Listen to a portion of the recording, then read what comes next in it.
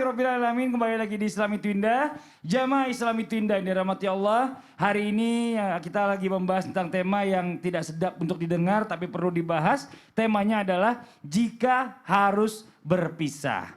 Nah sekarang kita lanjut lagi nih ya. Tadi saya sempat curhat sama guru-guru kita. Ternyata mereka terdiam. Dan Fris ini mungkin penuh dengan makna nih sampai nunggu iklan. Ya.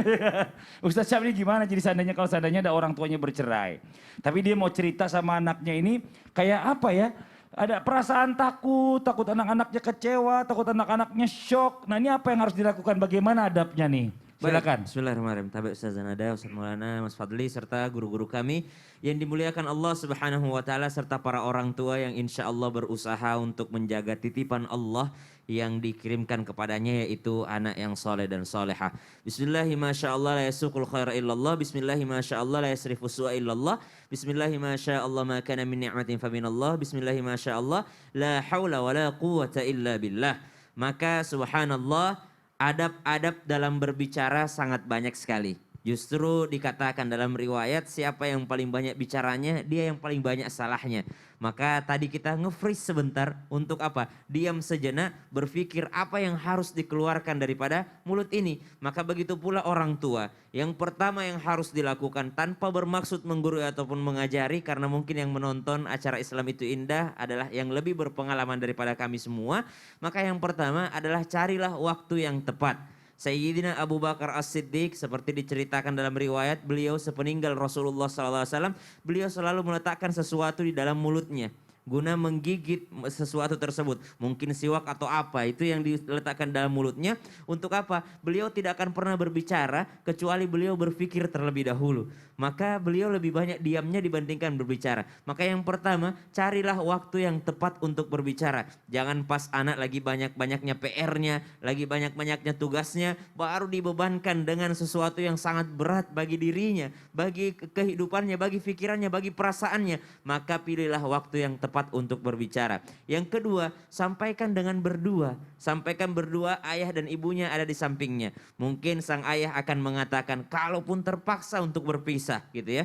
Maka sang ayah akan mengatakan, nah ayah tidak tinggal di rumah ini untuk sementara. Ayah akan tinggal di tempat pamanmu untuk sementara. Tapi kalau hari libur engkau bisa mengunjungi ayah. Engkau bisa bertemu dengan ayah. Karena mungkin pekerjaan atau apa. Mungkin disampaikan dengan cara yang halus. Dengan bahasa-bahasa kamuflase kepada seorang anak yang belum mengerti. Dan jangan menyampaikan kepada satu anak saja. Biasanya seperti itu. Ada yang menyampaikan kepada anak nomor satu saja. Anak nomor satu diberikan beban untuk menyampaikan kepada adik-adiknya. Maka ini akan memberikan beban yang sangat berat kepada satu orang anak. Ini menurut psikolog-psikolog yang kami baca. Bahwasanya jangan menyampaikan hal ini kepada satu orang anak saja. Yang sehingga beban berat ini dibebankan kepada satu orang anak yang harus menyampaikan kepada adik-adiknya. Maka hal tersebut adalah merusak juga atau merusak mental dan pikiran sang anak. Yang keempat, pahamkan kepada anak bahwasanya mereka adalah tetap bagian daripada orang tuanya. Maka jangan pernah menjelekkan pasangan di hadapan anak.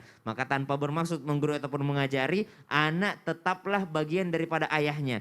Mungkin terjadi perpisahan antara ayah dan ibunya dan sang anak ikut dengan sang ibu, lalu ibunya seringkali menjelekkan ayahnya. Dia lupa bahwa bagaimanapun anak ini adalah bagian daripada ayahnya. Anak ini adalah bagian daripada papa dan bapaknya.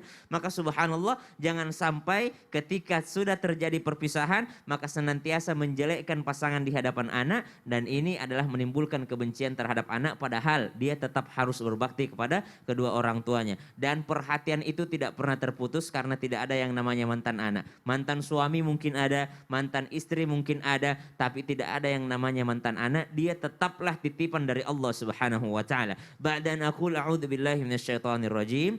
Ya ayyuhalladzina amanu taqullaha wa qulu qawlan sadida yuslih lakum a'malakum wa yaghfir lakum dhunubakum Wahai orang-orang yang beriman, bertakwalah kepada Allah dengan jalan engkau mengucapkan perkataan-perkataan yang jujur dan benar. Jangan sampai perkataan ini tidak sadida. Apa itu perkataan yang tidak sadida? Mengandung celah atau masih ada celah sehingga anak berpikir yang lain-lain. Dia akhirnya membenci orang tuanya, dia akhirnya membenci ibunya, atau dia membenci ayahnya. Setiap ibu yang bercerita, dia membenci ayahnya. Setiap ayah yang bercerita, dia membenci daripada ibunya. Maka subhanallah, janganlah menjelekkan satu sama lain, karena perpisahan itu, perceraian itu adalah jalan darurat. Bukan jalan pertama, bukan pula jalan utama. Jalan darurat yang mana keduanya pun tidak ada yang menginginkannya, anaknya pun tidak ada yang menginginkannya. Wallahu ta'ala alam. Jangan kayak bapakmu ya. Oh. Bapakmu tuh begini.